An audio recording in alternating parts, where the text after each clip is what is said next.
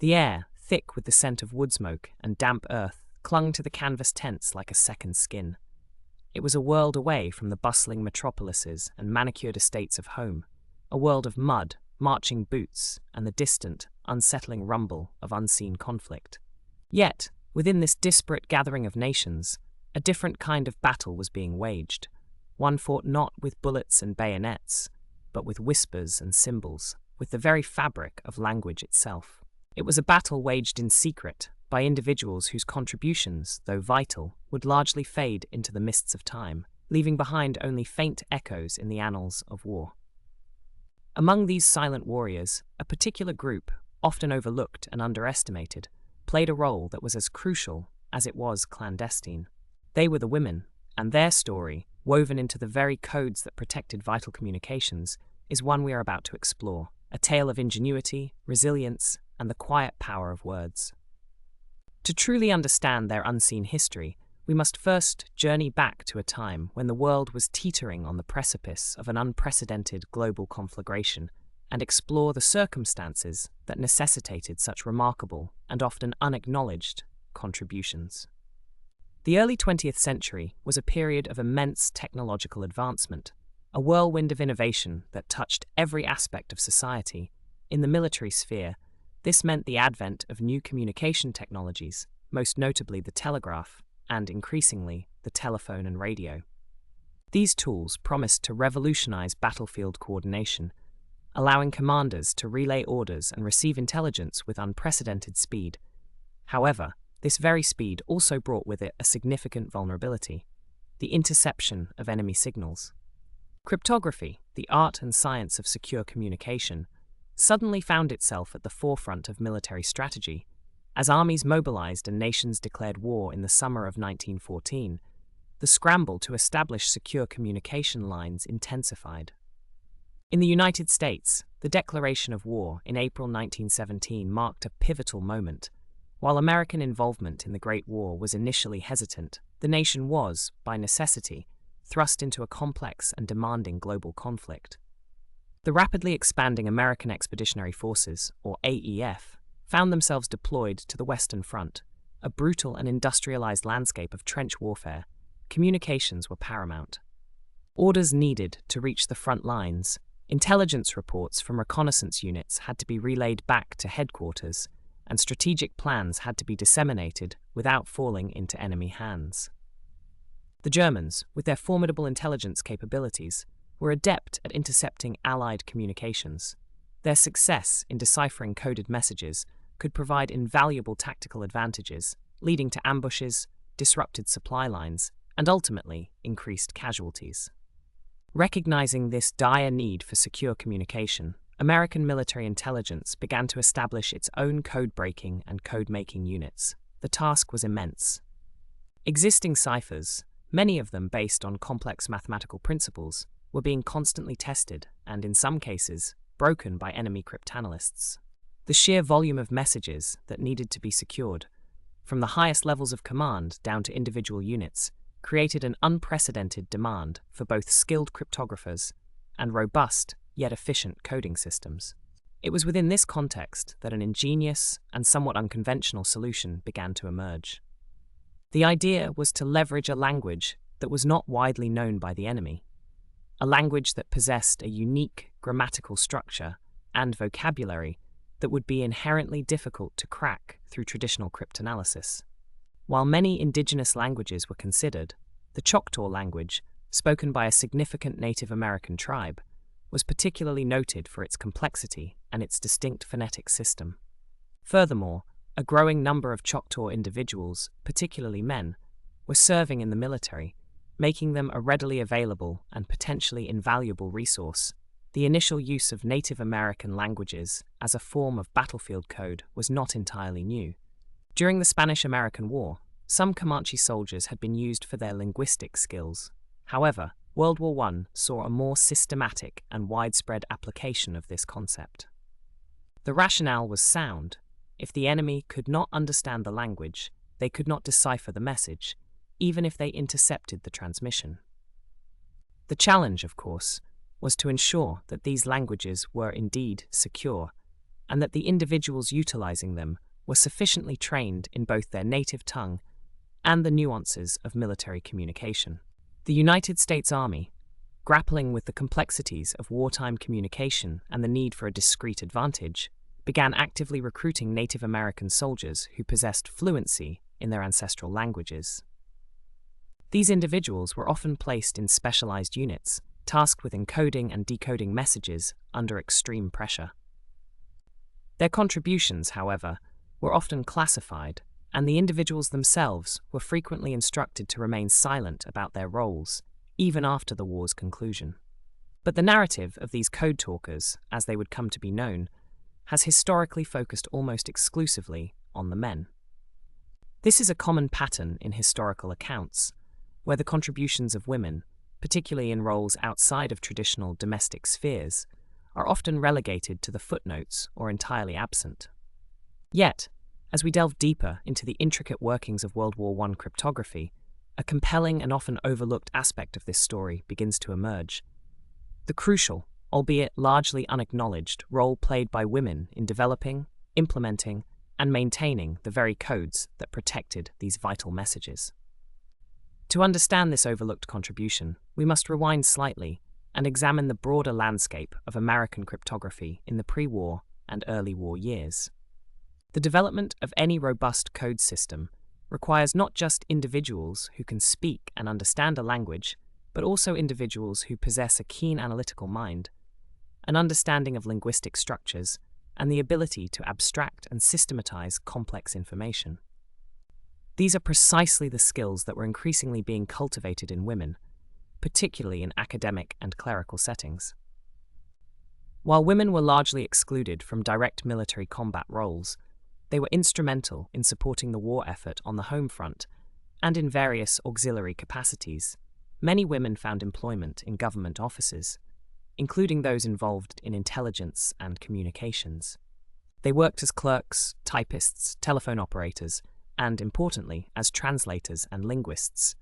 The demand for individuals who could handle the burgeoning volume of diplomatic and military correspondence, often in multiple languages, created opportunities for women with the necessary skills. It was in these environments that the seeds of female participation in code talker initiatives were sown.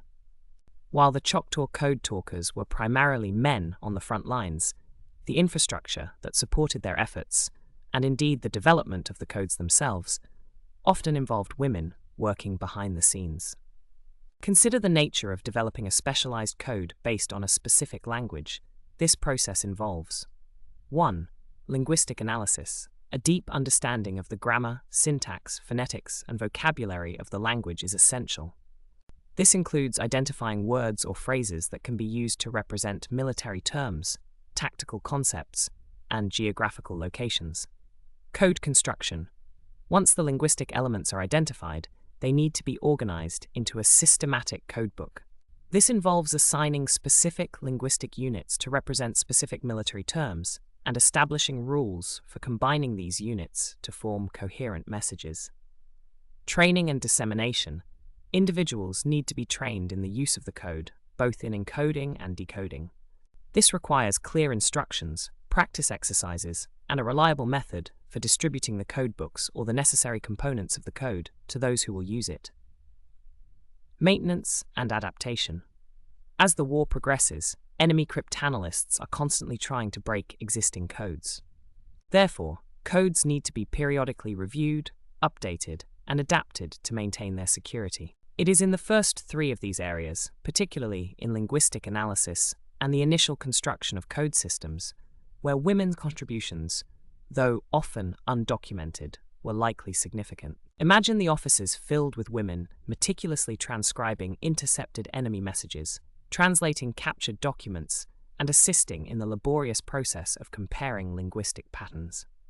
In this environment, individuals with a strong grasp of languages, whether modern European languages or, as the need arose, indigenous American languages, would have been invaluable. The Choctaw language, while spoken by many, was not universally codified in written form. Its complexities, its reliance on tone and subtle phonetic shifts, made it a formidable challenge, even for native speakers, to systematically document and codify for military purposes. This is where the analytical skills of individuals, regardless of gender, who were trained in linguistics and philology would have been crucial. These individuals would have worked to identify the most effective words and grammatical structures within Choctaw to represent military concepts. For instance, a particular Choctaw word for mountain might be chosen to represent artillery, or a phrase denoting river crossing could be used to signify reinforcements. This process requires a deep understanding of both the source language, Choctaw, and the target concepts, military terminology. While the men who were fluent Choctaw speakers were being deployed to the front lines, the task of meticulously documenting these linguistic equivalencies, of constructing the initial codebook, and of developing the training materials likely fell to teams working in more secure, often domestic locations. These teams would have been composed of individuals with diverse linguistic backgrounds and strong analytical capabilities. It is highly probable that women, with their growing presence in academic circles and their established roles in translation and secretarial work, were integral members of these teams. The secrecy surrounding the Code Talker program itself was paramount. The very success of the initiative depended on its obscurity. This meant that any documentation, any records of its development, would have been kept to an absolute minimum and under the strictest security protocols. This inherent secrecy is a significant reason why the contributions of individuals, particularly women, have been so difficult to trace. Their work was not meant to be seen or celebrated. It was meant to be effective and, above all, silent. Consider the practicalities of building such a code. It wasn't simply a matter of picking a few Choctaw words. A comprehensive system was needed. This involved vocabulary, identifying Choctaw words or phrases that could represent specific military terms like infantry, cavalry, machine gun, bomb, airplane, radio, commander, enemy, victory, defeat, and so on. This would have required extensive consultation with fluent speakers and a meticulous process of selection, ensuring that the chosen words were not easily guessable by someone familiar with the language. Grammar and syntax. Understanding how to construct sentences in Choctaw that could convey the meaning of military orders or intelligence reports. This might involve developing specific sentence structures or grammatical conventions that differed from everyday Choctaw speech to further obfuscate the meaning for any potential interceptor. Codes for numbers and proper nouns. Developing methods to represent numbers, names of places, and key individuals. This could involve assigning specific Choctaw words or phrases to represent numerical digits, or, for instance, using a Choctaw word for chief to represent a particular commanding officer. Operational procedures. Establishing clear protocols for how messages were to be encoded, transmitted, received, and decoded. This would include details about the specific cipher used in conjunction with the language, the transmission methods, and the authentication procedures. The intellectual heavy lifting involved in these processes required individuals with a high degree of linguistic sophistication and analytical rigor.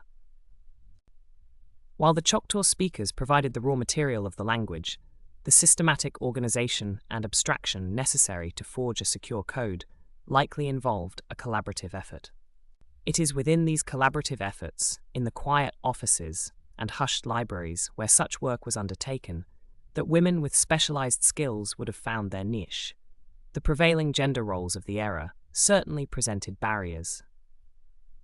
Women were not typically seen as having the strategic or analytical capabilities required for military intelligence. However, the exigencies of total war often forced a re-evaluation of these norms. The sheer scale of the conflict and the unprecedented demand for skilled personnel meant that talent, regardless of gender, was increasingly recognized and utilized. The development of the Choctaw Code Talker program was a multi-stage process. Initially, it likely involved linguists and anthropologists who had studied Native American languages. As the war progressed and the need for rapid, secure communication became more pressing, the focus would have shifted to practical application and the creation of usable codes. This practical application phase would have required the involvement of individuals who could bridge the gap between theoretical linguistics and the demands of battlefield communication. It is important to remember that cryptography during World War I was a rapidly evolving field. The methods of encryption and decryption were constantly being refined. The creation of a language-based code was a strategic move to overcome the limitations of existing cipher machines, which were becoming increasingly vulnerable. The Choctaw code, for example, was often used in conjunction with a simple substitution cipher. The Choctaw words provided the primary layer of obfuscation, while the cipher offered an additional level of security. The development of such combined systems required a deep understanding of both linguistic principles and cryptographic techniques. The individuals who were tasked with developing these codes would have worked in secure facilities, often far from the front lines. These were places where meticulous attention to detail was paramount, and where the quiet hum of intellectual labor was the dominant sound. Imagine women poring over Choctaw dictionaries, cross-referencing grammatical rules, and meticulously constructing lists of equivalent military terms. Their work, though vital, would have been largely invisible, conducted behind closed doors and under the veil of national security. The United States Army's Signal Corps was the primary body responsible for communications. Within the Signal Corps, various departments were dedicated to cryptography and intelligence. These departments would have been the hubs where such specialized linguistic work was undertaken. While the records of these departments are often sparse, especially concerning the specific individuals involved in code development, the overall scope of their operations suggests a broad range of expertise was employed. The process of building a linguistic code for military use involves several stages. First, there is the selection of the language itself. This is based on factors such as the language's obscurity to potential adversaries and the availability of fluent speakers within the military. Second, there is the linguistic analysis phase. This is where the structure, vocabulary, and nuances of the chosen language are meticulously studied. This is a critical step for identifying words and phrases that can be effectively used to represent military concepts. For example, if a particular Choctaw word for fast runner exists, it could be adapted to represent infantry division or reinforcements arriving quickly. Third, and arguably the most intensive, is the development of the actual codebook. This involves systematically assigning specific words or phrases from the chosen language to represent military terms, units, geographical locations, and abstract concepts. This is not a simple one-to-one translation.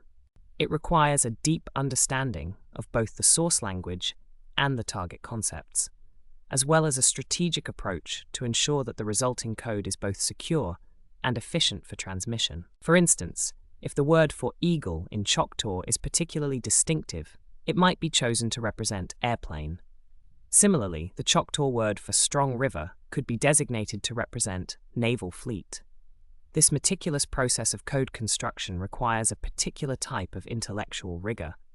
It demands an ability to abstract concepts, to identify patterns, and to systematically organize information.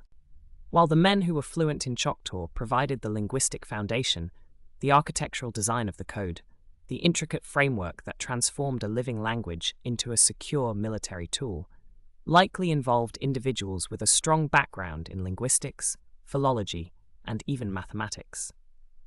Given the historical context of women's roles in academia and specialized professions, it is highly probable that women with these skills were involved in this crucial developmental phase.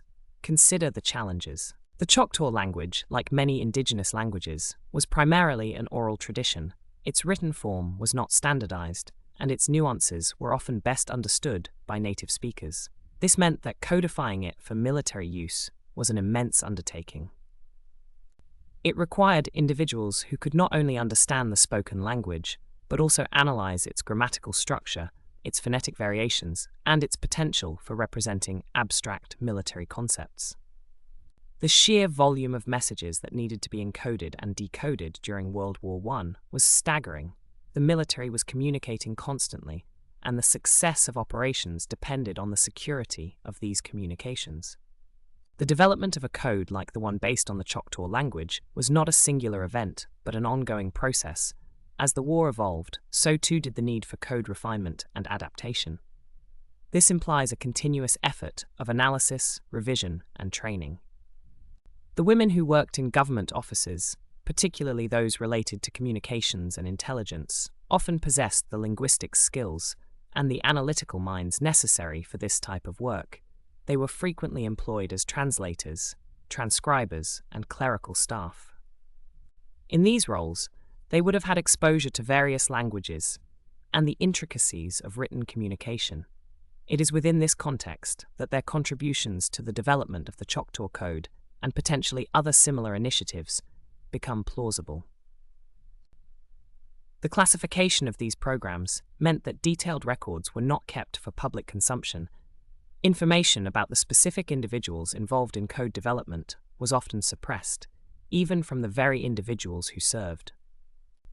This was done to protect the security of the codes and to prevent potential adversaries from gaining any insight into their construction or usage. The emphasis was always on the operational effectiveness of the code, not on the individual recognition of those who developed it. Therefore, while the image of the Choctaw Code talker on the battlefield is etched in our collective memory, the quiet, intellectual labor that made their efforts possible often remains unseen. This unseen labor likely involved women who, through their linguistic expertise, their analytical prowess, and their dedication to the war effort, played an indispensable role in forging the very tools that protected the lives of soldiers and contributed to the eventual Allied victory. Their story is a testament to the fact that contributions to history, particularly in times of conflict, are rarely confined to the front lines or the battlefield. They are woven into the fabric of countless unseen efforts in the quiet rooms and meticulous analyses that underpin even the most visible of military successes. The journey into the specifics of these female code developers requires a careful examination of the broader context of women's roles in American society during World War I. While combat roles were strictly forbidden, women stepped into a multitude of support positions that were critical to the war effort. They worked in factories producing munitions, as nurses tending to the wounded, as volunteers in various charitable organizations, and crucially, in administrative and clerical roles within government agencies. The United States Army, like other branches of the military, experienced a massive expansion during the war.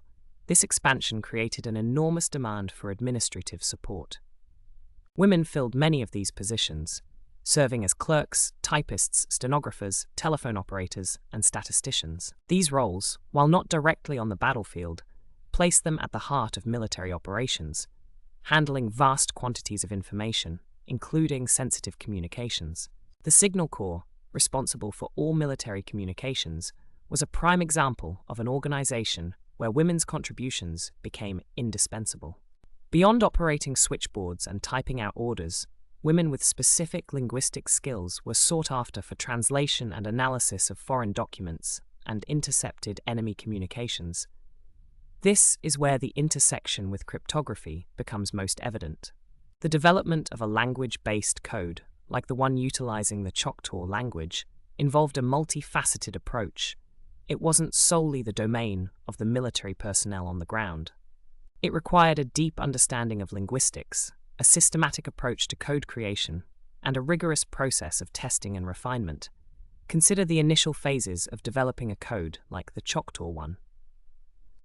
This would have involved linguists, anthropologists, and philologists who had studied Native American languages.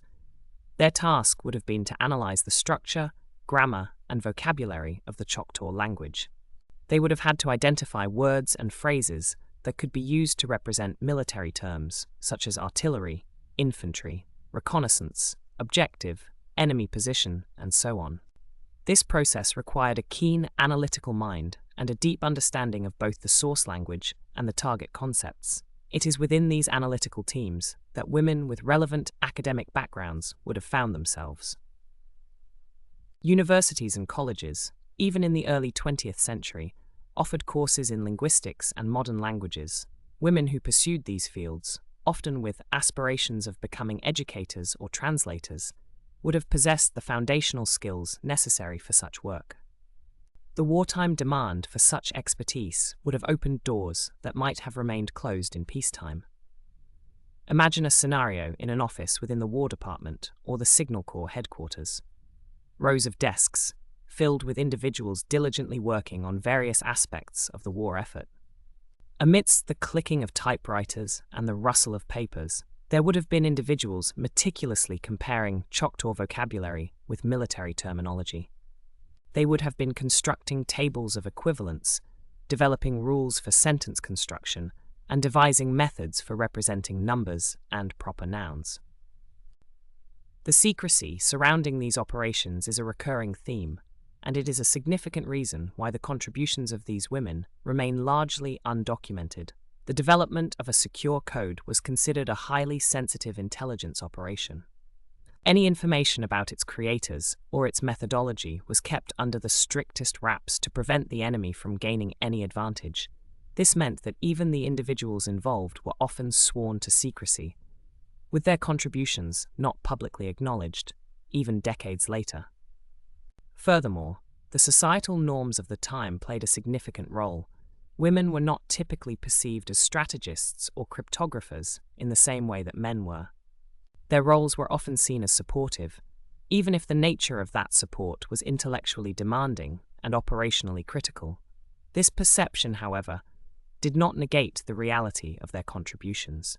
The development of a complex linguistic code required a deep understanding of linguistic structures, abstract thinking, and a systematic approach to problem-solving, all qualities that women possessed and demonstrated in various fields. The Choctaw Code, for instance, was not a simple translation. It involved creating a system where Choctaw words and phrases were deliberately chosen and arranged to represent military concepts.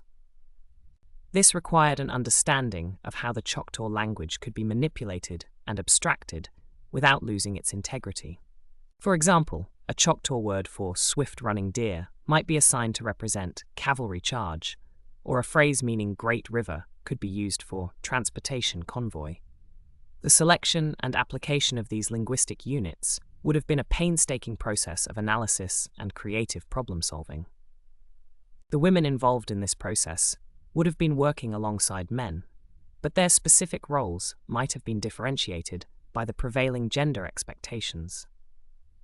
They might have been tasked with the more meticulous and detailed aspects of code construction, such as creating comprehensive lists of vocabulary equivalents, ensuring the accuracy of grammatical structures, and developing standardized methods for encoding specific types of information. The lack of surviving documentation, specifically naming women as code developers, is not necessarily an indication of their absence, but rather a testament to the success of the secrecy measures employed and the historical tendency to overlook or downplay women's contributions in military and intelligence fields. The official histories, often written by men and focused on military command structures, would have understandably highlighted the operational use of the codes by the male soldiers on the front lines. The intricate intellectual work behind the scenes, particularly when performed by women, was often considered less noteworthy in such narratives. However, a closer examination of the organizational structures and the nature of cryptographic development during World War I strongly suggests their involvement. The Signal Corps and other intelligence branches would have required a diverse range of skills, including linguistic expertise, analytical reasoning, and meticulous attention to detail. Women who possessed these skills, and who were available due to their exclusion from combat roles, would have been invaluable assets. The creation of codebooks, the development of training manuals, and the ongoing analysis of enemy communication patterns all required a significant workforce with specialized knowledge. It is highly improbable that such a massive undertaking could have been accomplished without the participation of women who possessed the necessary linguistic and analytical capabilities. Consider the broader context of cryptography during the war. It was a nascent field, constantly evolving. The need for novel approaches to secure communication was immense. The use of indigenous languages as a form of code was a groundbreaking strategy, and its successful implementation would have required a concerted effort from individuals with diverse backgrounds and skill sets. While the focus of many historical accounts has been on the male Choctaw code talkers themselves, their effectiveness was directly dependent on the robustness and security of the code they used. The development of that code was a complex intellectual endeavor. It required individuals who could analyze the nuances of the Choctaw language and systematically translate military concepts into that linguistic framework. The individuals who performed this critical task were not solely soldiers. They were also the unsung heroes working in the background, in offices and laboratories, meticulously crafting the linguistic keys that unlocked battlefield security. It is within these quiet spaces that the contributions of women, though often unacknowledged, played a vital role in the success of the Choctaw Code Talker program and, by extension, in the broader Allied war effort. Their story is a reminder that history is often written by the victors, but the true narrative of victory is a tapestry woven with threads of contributions from all quarters, even those that remain deliberately obscured by the shadows of secrecy. The very nature of code-breaking and code-making in World War I was a clandestine affair. Unlike the overt clashes of armies on the battlefield, the war of signals and ciphers was fought in the shadows with the utmost secrecy. This secrecy, while vital for operational success, has also created a profound challenge for historians seeking to reconstruct the complete narrative of events and acknowledge all contributors. The development of a language-based code, such as the one that utilized the Choctaw language, was a multi-stage process that demanded diverse expertise. It began with the identification of a suitable language, one that was not widely known by enemy forces, and possessed sufficient complexity to serve as a secure cipher. The Choctaw language fit these criteria remarkably well. Its intricate grammar, its unique phonetic system, and its relatively limited exposure outside of Native American communities made it an ideal candidate for military application. However, simply identifying a language is only the first step. The true challenge lies in transforming that language into a functional military code. This process involved several crucial phases. 1. Linguistic analysis. A deep and systematic study of the Choctaw language was undertaken. This involved understanding its grammatical structure, its vocabulary, its phonetic nuances, and its idiomatic expressions. The goal was to identify specific words and phrases that could be used to represent military terms, tactical concepts, and geographical locations. This required individuals with a strong background in linguistics and philology, individuals who could dissect and abstract the essence of the language. 2. Code construction. Once the linguistic elements were identified, they needed to be organized into a coherent and secure codebook. This involved assigning specific Choctaw words or phrases to represent a wide range of military vocabulary. For example, a Choctaw word for eagle might be chosen to represent airplane, or a phrase meaning clear sky could stand for all clear. This process was not a simple one-to-one translation. It required strategic selection and creative adaptation to ensure that the resulting code was both robust and efficient for use in battlefield communications. 3. Development of operational procedures. Beyond the vocabulary and grammatical structures, a system for the operational use of the code needed to be established. This included protocols for encoding and decoding messages, standardizing abbreviations and shorthand, and developing methods for representing numbers, dates, and times. These procedures were crucial for ensuring consistency and minimizing errors in transmission. 4. Training and dissemination. The code needed to be taught to the soldiers who would use it. This involved developing training materials, conducting practice sessions, and ensuring that the code was distributed to the relevant units in a secure manner. It is within these phases, particularly in the meticulous linguistic analysis and the systematic construction of the codebook, that the contributions of women become highly probable and, in many respects, indispensable. While the Choctaw men who served as code talkers were the ones who translated their native tongue into military messages on the front lines, the intellectual architecture of that translation was built by others. The early 20th century saw an increasing number of women pursuing higher education in fields such as linguistics, modern languages, and anthropology. These academic disciplines provided women with the analytical skills and the linguistic knowledge necessary to undertake the complex task of codifying an indigenous language for military purposes. The exigencies of World War I, with its unprecedented demand for skilled personnel, opened up opportunities for these women to apply their expertise in government and military intelligence settings. Imagine the working environment of the Signal Corps or other intelligence branches during the war. These were places where vast amounts of information were processed, and where the need for linguistic expertise was paramount. Women served in various capacities within these organizations, including as clerks, translators, and researchers. It is within these roles that they would have had the opportunity to contribute to the development of specialized codes. The creation of a codebook, like the one based on the Choctaw language, would have been a painstaking and time-consuming process. It would have involved extensive research, careful documentation, and a systematic approach to mapping linguistic elements to military concepts. This type of meticulous, detail-oriented work was often within the purview of women in clerical and research roles. For example, consider the task of identifying Choctaw words that could represent common military terms. This would have involved consulting with fluent Choctaw speakers, analyzing dictionaries and linguistic studies, and creatively selecting words and phrases that were not easily guessable by enemy cryptanalysts. This process required a deep understanding of both the Choctaw language and the specific military terminology that needed to be encoded. Furthermore, the development of an effective code also involved understanding how to construct sentences and convey complex ideas within the constraints of the chosen language. This meant going beyond simple word-for-word substitution and developing a system that could handle the nuances of military communication.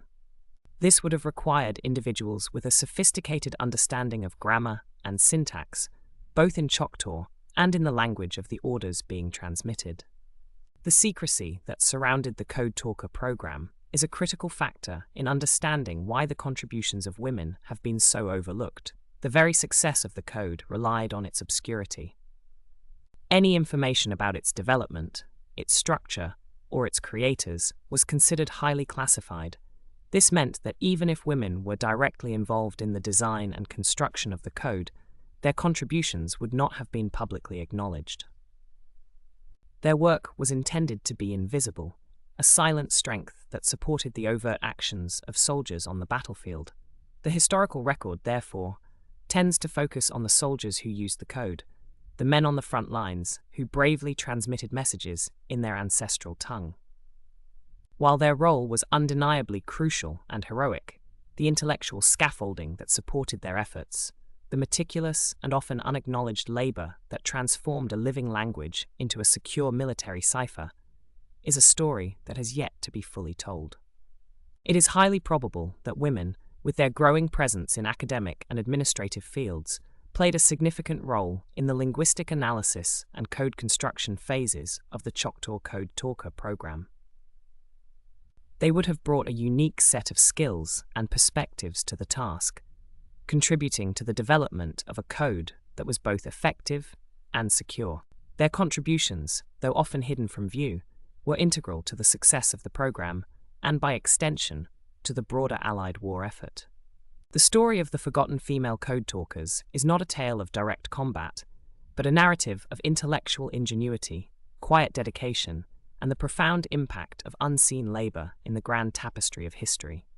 The legacy of World War I is marked by unprecedented technological advancements and a brutal, industrialized form of warfare. In this new landscape, communication became not merely a tool, but a strategic imperative, a lifeline that connected commanders to their troops and ensured the flow of vital intelligence. The constant threat of intercepted messages spurred an urgent need for secure methods of communication, leading to the development of sophisticated cryptographic systems. Among these systems, the use of indigenous languages as a form of battlefield code emerged as a particularly ingenious, albeit often overlooked strategy.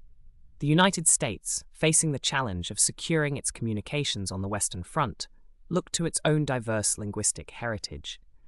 The Choctaw language, with its complex structure and relative obscurity to potential adversaries became a key component of this innovative approach.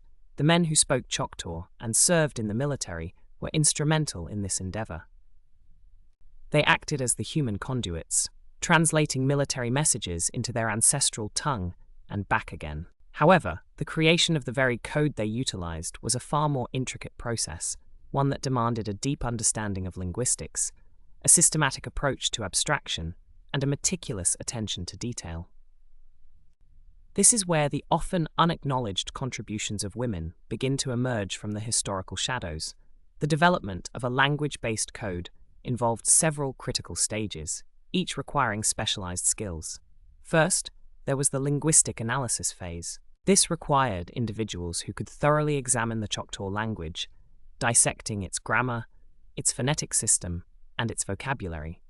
They needed to identify words and phrases that could effectively represent specific military terms, from troop movements and artillery positions to tactical objectives and enemy formations. This was not a simple process of direct translation. It involved abstracting concepts and finding linguistic equivalents that were both precise and secure. Second, there was the code construction phase. This involved systematically organizing the identified linguistic elements into a coherent and functional codebook. This process required a high degree of analytical thinking and organizational skill. The goal was to create a system that could be readily understood and used by trained individuals, while remaining impenetrable to enemy cryptanalysts. This meant developing clear rules for encoding and decoding messages, establishing conventions for representing numbers and proper nouns, and ensuring that the overall structure of the code was robust. Third, there was the operationalization of the code. This involved developing training materials and protocols to ensure that the code could be effectively used by soldiers on the front lines. This included establishing procedures for transmitting messages, for verifying the authenticity of communications, and for maintaining the security of the codebook itself. While the Choctaw men provided the living language, the intellectual framework that transformed that language into a secure military tool was likely the product of a collaborative effort. It is within this collaborative environment that women, with their increasing access to higher education and their growing presence in administrative and research roles, would have played a crucial, though often unacknowledged, part. In the early 20th century, women were pursuing degrees in fields such as linguistics, modern languages, and anthropology. These disciplines provided them with the analytical skills and the linguistic knowledge necessary to undertake the complex task of codifying an indigenous language for military purposes. The demands of World War I created a significant need for such expertise, and women who possessed these skills found themselves in a position to contribute to the war effort in vital, behind-the-scenes roles. Consider the administrative and intelligence departments of the U.S. Army during the war. These were vast organizations that handled immense quantities of information. Women served in numerous capacities within these departments, including as clerks, translators, researchers, and statisticians. It is within these roles that they would have had the opportunity to engage with the development of specialized communication systems, including language-based codes. The creation of a comprehensive codebook for the Choctaw language would have been a monumental undertaking. It would have required countless hours of meticulous work, comparing linguistic structures, identifying suitable word equivalents, and developing systematic rules for encoding. This type of detailed, analytical work was often performed by women in clerical and research positions. They would have worked under the direction of military intelligence officers, but their individual contributions to the linguistic analysis and code construction would have been critical. The profound secrecy surrounding all cryptographic operations during the war is a primary reason why the contributions of women remain so largely undocumented. The very success of a code like the Choctaw Code depended on its obscurity. Any information about its development, its structure, or its creators was considered highly classified. This meant that even if women were directly involved in the design and construction of the code, their contributions would not have been publicly acknowledged. Their work was intended to be invisible, a silent strength that supported the overt actions of soldiers on the battlefield. The historical narrative, often shaped by military command structures and focusing on visible acts of heroism, has tended to overlook the intellectual labor that underpinned these operations. While the brave Choctaw men who served as code talkers are rightfully recognized for their courage and ingenuity, the equally vital work of developing the code they used has remained largely in the shadows. It is highly probable that women, possessing strong linguistic skills and a keen analytical mind, were integral members of the teams responsible for analyzing the Choctaw language and constructing the codebook. They would have worked alongside male linguists and military personnel, contributing their expertise to the creation of a secure and effective communication system. Their roles, though often relegated to the background, were essential to the success of the Choctaw Code Talker program and, by extension, to the broader Allied war effort. The story of these forgotten female code talkers is a testament to the fact that history is not always written by those who wield the sword, but also by those who meticulously craft the words that guide its path.